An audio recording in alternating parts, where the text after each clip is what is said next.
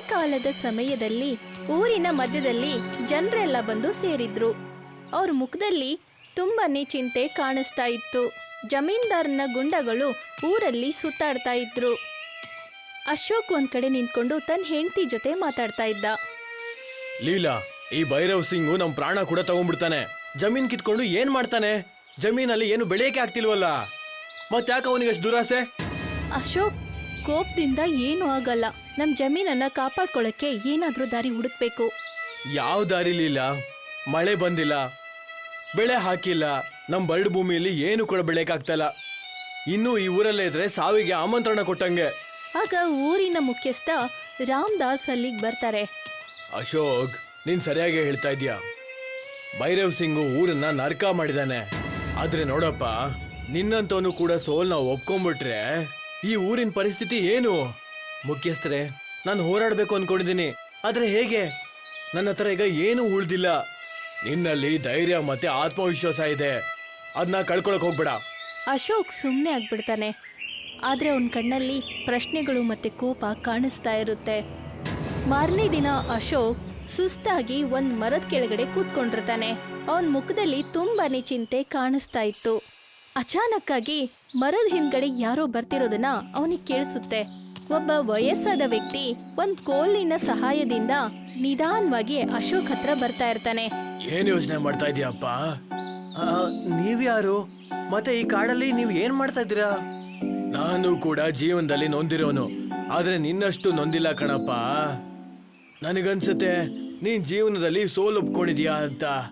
ಸೋಲು ಯಾರು ಒಪ್ಕೋತಾರೆ ಅಂದ್ರೆ ಅವನ ಹತ್ರ ಏನು ಉಳ್ದಿರೋದಿಲ್ಲ. ನನ್ನ ಜಮೀನು ಬರಡಾಗಿದೆ, ನನ್ನ ಮನೆಯವರೆಲ್ಲ ಹೊಟ್ಟೆ ಹಾಸ್ಕೊಂಡಿದ್ದಾರೆ, ಮತ್ತೆ ಜಮೀನ್ದಾರ ನನ್ನ ಎಲ್ಲದನ್ನೂ ಕಿತ್ಕೊಂಡ್ಬಿಡ್ತಾನೆ. ಈಗ ಸೋಲೊಂದೇ ನನಗಿರುವಂತ ದಾರಿ. ಸೋಲವನಲ್ಲಪ್ಪ, ಹೋರಾಡೋನು ಪ್ರಪಂಚನ ಬದಲಾಯಿಸ್ತಾನೆ. ನೀನು ರೈತನ ಕೈಲಿ ಪ್ರಪಂಚನ ಬದಲಾಯಿಸುವಂತ ಶಕ್ತಿ ಇದೆ. ಶಕ್ತಿನ? ನನ್ನ ಜಮೀನು ಒಣಗೋಗಿದೆ, ಅದರಲ್ಲಿ ಯಾವುದೇ ಶಕ್ತಿ ಇಲ್ಲ. ಹಾಗಿದ್ರೆ ಶಕ್ತಿ ನಾನ್ ಕೊಡ್ತೀನಿ, ತಗೋ ಈ 3 ಬೀಜಗಳನ್ನ. ಇದನ್ನ ನೀನು ಜಮೀನಲ್ಲಿ ನಟ್ಬಿಡು. ಆದ್ರೆ ನೆನ್ಪಿರ್ಲಿ, ಅದರಿಂದ ಬರುವಂತ ಬೆಳೆಯಿಂದ ನಿನ್ ಬದುಕೆ ಬದಲಾಗುತ್ತೆ. ಆ ವಯಸ್ಸಾದ ಮುದುಕ ಅವನ ಕೈಯಲ್ಲಿ 3 ಬೀಜಗಳನ್ನ ಕೊಡ್ತಾನೆ. ಈ ಬೀಜ ಏನ್ ಮಾಡುತ್ತೆ? ಇದು ಜಾದುವಿಂದ? ಜಾದು ಮತ್ತೆ ಕಷ್ಟದ ಮಧ್ಯ ಇರೋ ವ್ಯತ್ಯಾಸ ನಿನಗೆ ಆದಷ್ಟು ಬೇಗ ಗೊತ್ತಾಗುತ್ತೆ. ಆದ್ರೆ ನೆನ್ಪಿರ್ಲಿ, ಯಾವುದು ಹೊಳಿತೋ ಅದನ್ನ ಸುರಕ್ಷಿತವಾಗಿ ಇಟ್ಕೊಳ್ಳೋದು ತುಂಬಾನೇ ಕಷ್ಟ.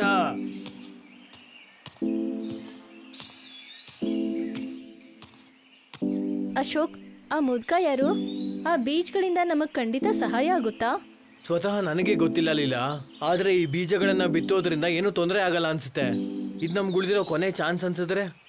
ನಿನ್ಗೆ ಇದ್ರ ಮೇಲೆ ನಂಬಿಕೆ ಇದ್ರೆ ನನ್ಗೂ ಕೂಡ ನಂಬಿಕೆ ಇದೆ. ನಮ್ಮ ಪ್ರಾರ್ಥನೆ ಪ್ರಯತ್ನದಿಂದ ಏನಾದ್ರೂ ಆಗ್ಬೋದು. ಆ ಬೀಜಗಳನ್ನ ಬಿತ್ತಿ ಅವರಿಬ್ರು ಒಬ್ರಿಗೊಬ್ರನ್ನ ನೋಡ್ತಾರೆ. ಅವರಿಬ್ರು ಮುಖದಲ್ಲಿ ಭರವಸೆಯ ಬೆಳಕು ಕಾಣಿಸ್ತಾ ಇತ್ತು. ಇನ್ನು ನಾವು ಕಾಯಬೇಕಾಗುತ್ತೆ. ಈ ಬೀಜದಿಂದ ಏನ್ ಬೆಳೆ ಬರುತ್ತೆ ಅಂತ ಮುಂದೆ ಸಮಯನೇ ಹೇಳುತ್ತೆ.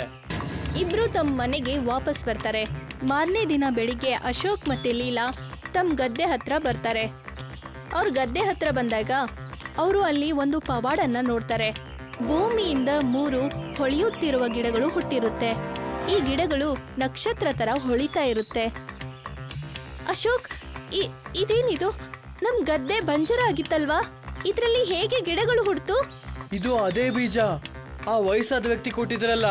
ಆದ್ರೆ ಇದು ಸಾಮಾನ್ಯವಾದ ಗಿಡ ಅಲ್ಲ ಅಂತ ಅನ್ಸುತ್ತೆ ಲೀಲಾ. ನನಗೆ ಹೇಗೆ ಅನಿಸ್ತಾ ಇದೆ ಅಂದ್ರೆ ಇದಕ್ಕೂ ಮತ್ತು ನಕ್ಷತ್ರಗಳಿಗೆ ಸಂಬಂಧ ಇರೋ ಹಾಗೆ.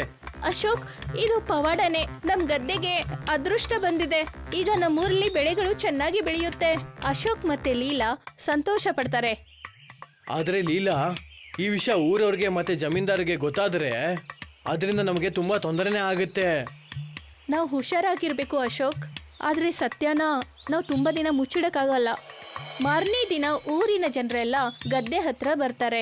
ಆ 3 ಗಿಡಗಳನ್ನ ಊರಿನ ಜನರು ನೋಡ್ತಾ ಇರ್ತಾರೆ. ಅವ್ರ ಮುಖದಲ್ಲಿ ಆಶ್ಚರ್ಯ ಮತ್ತೆ ಸಂತೋಷ ಕಾಣಿಸ್ತಾ ಇತ್ತು. ಊರಿನ ಜನರ ಮಧ್ಯ ಇರೋ ಒಬ್ಬ ವ್ಯಕ್ತಿ ಇದನ್ನೆಲ್ಲ ನೋಡಿ ಅವನು ತಕ್ಷಣ ಭೈರವ್ ಸಿಂಗ್ಗೆ ಈ ವಿಷಯನ ತಿಳಿಸಕ್ಕೆ ಹೋಗ್ತಾನೆ.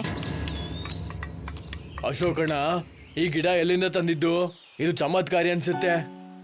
ಅಣ್ಣ, ಇದು ದೇವ್ರು ಕೊಟ್ಟಿರುವಂತ ಆಶೀರ್ವಾದ. ನಾನು ಕೇವಲ ಕಷ್ಟಪಟ್ಟೆ ಬೆಳೆ ಬಂತು. ಒಂದು ವೇಳೆ ಈ ಗಿಡ ನಮ್ಮ ಹೊಲದಲ್ಲೂ ಹಾಕಿದ್ರೆ ನಮ್ ಬದುಕು ಬದಲಾಗುತ್ತೆ. ಅಶೋಕ್, ನಿನ್ನ ಜಮೀನು ನಮಗೆಲ್ಲ ಒಂದು ಆಶಯವನ್ನ ತೋರಿಸಿದೆ, ಆದ್ರೆ ನೀನು ಸಮಾಧಾನದಿಂದ ಇರಬೇಕು. ಜಮೀನ್ದಾರನಿಗೆ ಈ ವಿಷಯ ಏನಾದ್ರೂ ಗೊತ್ತಾದ್ರೆ ಅವನಿದ್ದ ನಿನ್ನಿಂದ ಕಿತ್ಕೊಂಡ್ಬಿಡ್ತಾನೆ. ಅಶೋಕ್ ಇದನ್ನ ಹೇಳೋ ಅಷ್ಟ್ರಲ್ಲೇ ಅಲ್ಲಿ ಭೈರವ್ ಸಿಂಗ್ ಮತ್ತೆ ಅವನ್ ಕೆಲಸಗಾರರು ಬರ್ತಾರೆ. ಭೈರವ್ ಸಿಂಗ್ ಅವನ್ ಕೆಲಸಗಾರರ ಜೊತೆ ಗದ್ದೆ ಹತ್ರ ಬರ್ತಾರೆ. ಅವನ್ ಮುಖದಲ್ಲಿ ಕೋಪ ಮತ್ತೆ ದ್ವೇಷ ಕಾಣಿಸ್ತಾ ಇತ್ತು. ಅವನು ಗದ್ದೆಯ ಆ ಚಮತ್ಕಾರಿ ಗಿಡಗಳನ್ನ ನೋಡ್ತಾನೆ. ಹಾಗಿದ್ರೆ ಇದ ನಿನ್ ಚಮತ್ಕಾರ ಅಶೋಕ್? ನನ್ ಜಮೀನಲ್ಲೇ ನೀನು ಈ ಬೆಳೆನ ಹಾಕ್ಬಿಟ್ಟು ನನ್ನ ಕಣ್ಣಿಗೆ ಮಣ್ಣು ಎರ್ಚಕ್ ಹೋಗಿದ್ಯಾ ನೀನು? ಜಮೀನ್ದಾರ್ರೆ, ಈ ಹೊಲ ನಂದು. ನಾನ್ ಬೆವರು ಮತ್ತೆ ರಕ್ತ ಸುರಿಸಿ ಇದನ್ನ ಮಾಡಿರೋದು. ಈ ಗಿಡಗಳ ಮೇಲೆ ನಿಮ್ಗೆ ಯಾವುದೇ ಅಧಿಕಾರ ಇಲ್ಲ. ನಿನ್ ಜಮೀನು ಅನ್ನಕ್ಕೆ ನಿನಗೆ ಧೈರ್ಯ ಎಷ್ಟಿರ್ಬೇಕು? ಈ ಇಡೀ ಊರು ಮತ್ತೆ ಎಲ್ಲಾ ಜಮೀನು ನನಗ್ ಸೇರಿದ್ದು. ಈಗ ಈ ಹೊಳೆಯಂತ ಗಿಡ ಕೂಡ ನನಗ್ ಸೇರಿದ್ದು. ಜಮೀನ್ದಾರ್ರೆ, ಆ ದೇವ್ರು ಕೊಟ್ಟ ಈ ಗಿಡಗಳನ್ನ ನಾವು ಈ ತರ ಪಾಲ್ ಮಾಡಬಾರ್ದು. ಈ ಗಿಡಗಳು ಪ್ರಯತ್ನ ಮತ್ತೆ ವಿಶ್ವಾಸದ್ದು.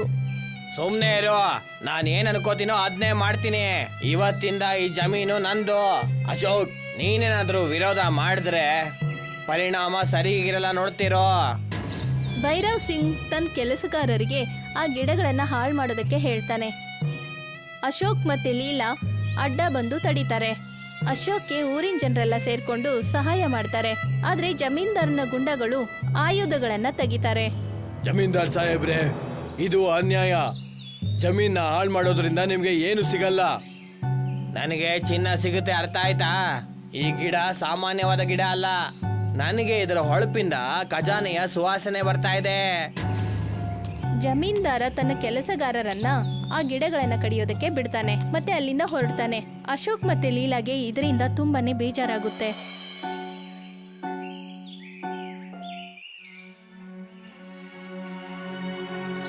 ಅಶೋಕ್ ಮತ್ತೆ ಲೀಲಾ ತಮ್ಮ ಮನೆ ಮುಂದೆ ಬಂದು ನಿಂತ್ಕೊಂಡಿರ್ತಾರೆ. ಇಬ್ರು ತುಂಬಾನೇ ಚಿಂತೆಯಲ್ಲಿದ್ರು. ಆ ವಯಸ್ಸಾದ ಮುದುಕ ಮತ್ತೆ ಅವ್ರ ಮುಂದೆ ಬಂದು ಪ್ರತ್ಯಕ್ಷ ಆಗ್ತಾನೆ.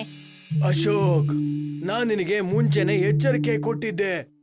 ಈ ಗಿಡಗಳು ಕೇವಲ ನಿನ್ನ ಕಷ್ಟದ ಪ್ರತಿಫಲ ಅಲ್ಲ, ಬದ್ಲಿಗೆ ಒಂದು ರಹಸ್ಯದ ದ್ವಾರ ಅಂತ. ಯಾವ ರಹಸ್ಯ?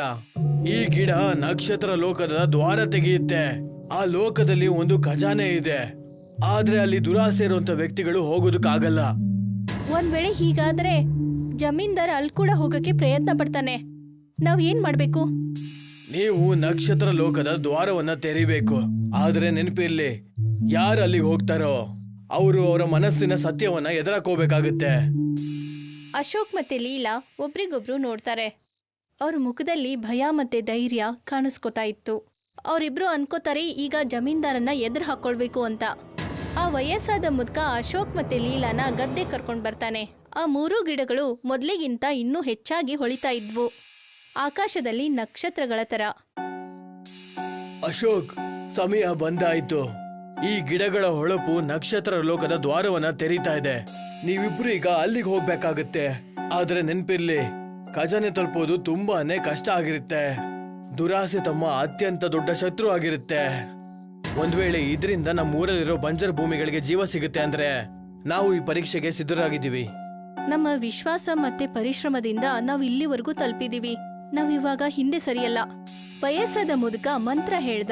ಗಿಡಗಳು ಇನ್ನೂ ಹೊಳೆಯೋದಕ್ಕೆ ಶುರುವಾಯ್ತು. ಮತ್ತೆ ಜೋರಾದ ಸಿಡಿಲಿನಿಂದ ನೆಲ ಬಿರುಕು ಬಿಡ್ತು. ಅಲ್ಲಿಂದ ಜಾದುವಿನ ದ್ವಾರ ಪ್ರತ್ಯಕ್ಷ ಆಯ್ತು. ಅಶೋಕ್ ಮತ್ತೆ ಲೀಲಾ ಆ ದ್ವಾರದ ಒಳಗಡೆ ಹೋಗ್ತಾರೆ. ಅಶೋಕ್ ಮತ್ತೆ ಲೀಲಾ ನಕ್ಷತ್ರದ ಲೋಕಕ್ಕೆ ಹೋಗ್ತಾರೆ. ಆ ಜಾಗ ಜಾದುವಿನದಾಗಿತ್ತು. ಎಲ್ಲ ಕಡೆ ನಕ್ಷತ್ರದ ಬೆಳಕು ಮತ್ತೆ ಮರಗಳು ಇದ್ವು. ಮಧ್ಯದಲ್ಲಿ ಒಂದ್ ಕೊಳ ಇತ್ತು. ಆ ನೀರಿನಿಂದ ಒಂದು ಹೊಳಪು ಕಾಣಿಸ್ತಾ ಇತ್ತು. ಆ ಕೊಳದ ಹತ್ತಿರ ಒಬ್ಬ ರಕ್ಷಕ ನಿಂತ್ಕೊಂಡಿದ್ದ. ಅವನು ಚಮತ್ಕಾರಿಯಾಗಿ ಕಾಣಿಸ್ತಾ ಇದ್ದ. ಯಾರ್ ನೀವು? ಮತ್ತಿಲ್ಲಿಗೆ ಯಾಕೆ ಬಂದಿರೋದು? ನಾನು ಅಶೋಕ್ ಅಂತ, ನಾನೊಬ್ಬ ರೈತ. ನಾನಿಲ್ಲಿ ಅಮೃತ ಜಲ ತಗೊಂಡೋಗಿ ಬಂದಿರೋದು. ಅದರಿಂದ ನಮ್ಮೂರಲ್ಲಿರೋ ಬಂಜರು ಭೂಮಿಗೆ ಜೀವ ಬರುತ್ತೆ, ಮತ್ತೆ ಊರಲ್ಲಿ ಹಸ್ಕೊಂಡಿರೋರ್ಗೆ ಊಟ ಸಿಗುತ್ತೆ.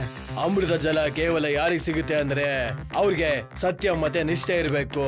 ಈ ಜಲ ದುರಾಸೆ ವ್ಯಕ್ತಿಗಳಿಗೆ ಪಾಠ ಕಲಿಸುತ್ತೆ. ನಿಮ್ ಮನ್ಸು ಸ್ವಚ್ಛವಾಗಿದ್ಯಾ? ನಾವು ನಮ್ಮ ಪರಿಶ್ರಮದಿಂದ ಈ ಗಿಡಗಳನ್ನ ನೆಟ್ಟಿದ್ವಿ. ನಮ್ಮ ಉದ್ದೇಶ ಕೇವಲ ಈ ಮರಗಳನ್ನ ಕಾಪಾಡೋದು. ರಕ್ಷಕ ನಗ್ತಾನೆ. ಆಗ ನಕ್ಷತ್ರ ಲೋಕದಿಂದ ಒಂದು ಧ್ವನಿ ಕೇಳ್ಬರುತ್ತೆ. ಭೈರವ್ ಸಿಂಗ್ ಮತ್ತೆ ಅವನ್ ಕೆಲಸಗಾರರು ಜಾದುವಿನ ದ್ವಾರದಿಂದ ನಕ್ಷತ್ರ ಲೋಕಕ್ಕೆ ಬರ್ತಾರೆ. ಹಾಗಿದ್ರೆ ಇದನ್ನ ಆ ಖಜಾನೆ? ಅಶೋಕ್, ನೀನು ಮುಟ್ಟಾಳ ಕಣ. ಈ ಖಜಾನೆ ಇನ್ನು ಮುಂದೆ ನಂದು. ಇದನ್ನ ನಾನು ಚಿನ್ನ ಮತ್ತೆ ಹಣವಾಗಿ ಬದಲಾಯಿಸ್ತೀನಿ. ಅಮೃತ ಜಲ ದುರಾಸೆ ವ್ಯಕ್ತಿಗಳಿಗೆ ಸಿಗಲ್ಲ. ಒಂದ್ ವೇಳೆ ನೀವಿದ್ನ ಮುಟ್ಟಿದ್ರೆ ನಿಮ್ಮ ವಿನಾಶ ಖಚಿತವಾಗಿರುತ್ತೆ. ನನ್ನ ಯಾರು ತಡೆಯಕ್ಕಾಗಲ್ಲ. ನಾನಿದ್ನ ನನ್ನ ಶಕ್ತಿಯಿಂದ ಪಡ್ಕೊಂಡ್ಬಿಡ್ತೀನಿ. ಭೈರವ್ ಸಿಂಗ್ ಆ ಕೊಳ ಹತ್ರ ಹೋಗ್ತಾನೆ. ಅವನು ಆ ಕೊಳದ ನೀರನ್ನ ಮುಟ್ಟಿದ ತಕ್ಷಣ ಆ ನೀರು ಬೆಂಕಿಯಾಗಿ ಪರಿವರ್ತನೆ ಆಗುತ್ತೆ. ಭೈರವ್ ಸಿಂಗ್ ಮತ್ತೆ ಅವನ್ ಕೆಲಸಗಾರರು ಆ ಬೆಂಕಿಯಲ್ಲಿ ಸುಟ್ಟು ಹೋಗ್ತಾರೆ. ಅಶೋಕ್ ಮತ್ತೆ ಲೀಲಾ ಅಲ್ಲೇ ನಿಂತ್ಕೊಂಡು ಅದನ್ನ ನೋಡ್ತಾರೆ. ನೋಡಿದ್ರಾ, ದುರಾಸೆ ವ್ಯಕ್ತಿಗಳಿಗೆ ಇದೇ ಗತಿ ಆಗೋದು. ನಾವು ನೋಡಿದ್ವಿ ಮತ್ ನಮ್ಗೆ ಅರ್ಥ ಆಯ್ತು. ಆದ್ರೆ ನಮ್ಮ ಉದ್ದೇಶ ಕೇವಲ ನಮ್ಮ ಊರಿನ ಜಮೀನು ಸರಿ ಆಗ್ಬೇಕು. ನಮ್ಗೆ ಅಮೃತ ಜಲ ಸಿಗುತ್ತಾ? ನಿಮ್ಗೆ ನಿಸ್ವಾರ್ಥ ಇರೋ ಕಾರಣದಿಂದ ಅಮೃತ ಜಲ ನಿಮ್ಗೆ ಸಿಕ್ಕೇ ಸಿಗುತ್ತೆ. ಇದ್ ತಗೊಳ್ಳಿ. ರಕ್ಷಕ್ ಅಶೋಕ್ಗೆ ಒಂದು ಮಡಿಕೆಯಲ್ಲಿ ಅಮೃತವನ್ನ ಕೊಡ್ತಾನೆ. ಅಶೋಕ್ ಮತ್ತೆ ಲೀಲಾ ಊರಿಗೆ ವಾಪಸ್ ಬರ್ತಾರೆ. ಅವರು ಆ ಅಮೃತವನ್ನ ಗದ್ದೆಗೆಲ್ಲ ಕಡೆ ಹಾಕ್ತಾರೆ. ನೋಡುತ್ತಿದ್ದಂತೆ ಮರುಭೂಮಿ ಆದಂತ ಭೂಮಿಯಲ್ಲಿ ಹಸಿರಾಗಿ ಬೆಳೆ ಬೆಳೆಯುತ್ತೆ. ಊರಿನ ಜನರಿಗೆ ತುಂಬಾನೇ ಸಂತೋಷ ಆಗುತ್ತೆ. ಅಶೋಕ್, ನೀನ್ ನಮ್ಮ ನಿರೀಕ್ಷೆಯನ್ನ ನಿಜ ಮಾಡ್ಬಿಟ್ಟೆ. ಈ ಊರು ಮತ್ತೆ ಸಮೃದ್ಧಿ ಆಗುತ್ತೆ. ಇದು ನಮ್ಮ ಕಷ್ಟ ಮತ್ತೆ ನಿಯತ್ತಿನ ಪ್ರತಿಫಲ. ನಮ್ಗೆ ಕೇವಲ ನಮ್ಮ ಶಕ್ತಿ ಮೇಲೆ ನಂಬಿಕೆ ಇತ್ತು. ಮತ್ತೆ ಇದು ಅರ್ಥ ಆಗ್ಬೇಕಾಗಿತ್ತು, ದುರಾಸೆಯಿಂದ ಏನು ಆಗಲ್ಲ ಅಂತ. ಆದ್ರೆ ನಿಸ್ವಾರ್ಥ ಖಂಡಿತ ಗೆಲ್ಲುತ್ತೆ. ಊರಿನ ಜನರೆಲ್ಲ ಅಶೋಕ್ ಮತ್ತೆ ಲೀಲಾಗೆ ಧನ್ಯವಾದ ಹೇಳ್ತಾರೆ. ಊರಲ್ಲಿ ಎಲ್ರೂ ಖುಷಿಯಾಗಿದ್ರು. ಅಶೋಕ್ ಮತ್ತೆ ಲೀಲಾ ಗದ್ದೆ ಹತ್ರ ಇದ್ರು. ಆ ವಯಸ್ಸಾದ ವ್ಯಕ್ತಿ ಅವ್ರ ಮುಂದೆ ಮತ್ತೆ ಪ್ರತ್ಯಕ್ಷ ಆದ್ರು. ನೀವ್ಯಾರು ತಾತ? ಮತ್ ನೀವ್ ನಮ್ಗೆ ಯಾಕೆ ಸಹಾಯ ಮಾಡಿದ್ದು? ಅಶೋಕ್, ನಾನು ನಕ್ಷತ್ರ ಲೋಕದ ರಕ್ಷಕ. ಎಷ್ಟೋ ವರ್ಷಗಳಿಂದ ನಾನು ಭೂಮಿಗೆ ಸುತ್ತಾಡಕಂತ ಬರ್ತಾ ಇದ್ದೆ. ಮತ್ತೆ ಎಂತ ಜನರನ್ನ ಹುಡುಕ್ತಾ ಇದೆ ಅಂದ್ರೆ, ಅವರು ನಿಷ್ಠೆಯಿಂದ ಮತ್ತೆ ಸ್ವಂತ ಶ್ರಮದಿಂದ ತಮ್ಮ ಜೀವನ ಮತ್ತೆ ಜಮೀನ ಚೆನ್ನಾಗಿ ಇಟ್ಕೋಬೇಕು ಅಂತ ಅನ್ಕೋತಾರಲ್ಲ ಅವರು. ಆದ್ರೆ ನಮ್ಮನ್ನ ಯಾಕೆ ಆಯ್ಕೆ ಮಾಡಿದ್ರಿ? ಯಾಕಂದ್ರೆ ನಾನ್ ನಿಮ್ಮ ಕಷ್ಟ ಮತ್ತೆ ಒಳ್ಳೆತನ ನೋಡಿದ್ದೆ. ಹಾಗಾಗಿ ನಿಮ್ಮಂತವ್ರು ಮಾತ್ರ ನಕ್ಷತ್ರ ಲೋಕದ ಅಮೃತ ಜಲವನ್ನ ಸರಿಯಾಗಿ ಉಪಯೋಗಿಸ್ಕೊಳ್ಳೋದು.